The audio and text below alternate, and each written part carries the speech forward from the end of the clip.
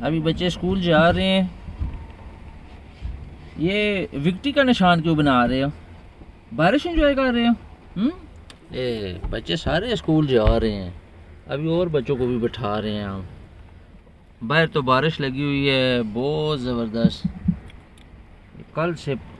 کل رات سے لگی ہوئی ہے بارش. یہ دیکھیں صحیح سہانا موسم بنا ہوا ہے.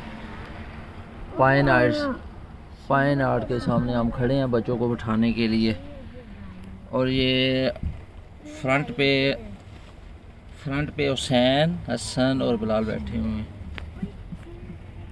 پاپا چلیں ابھی چلتے ہیں جی. بچے آ ہی نہیں رہے. ارن ایک دفعہ بجائیں.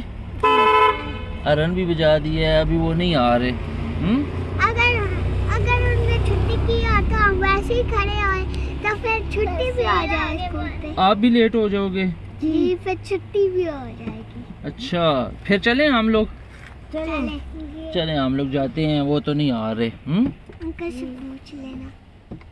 انکل سے نہیں بیٹا. وہ چوکیدار انکل نہیں ہے یہاں پہ چوکیدار انکل نہیں ہے نا. بس چلتے ہیں کافی ٹائم ہو گیا. چوکیدار تو پھر بتا دیتے. جی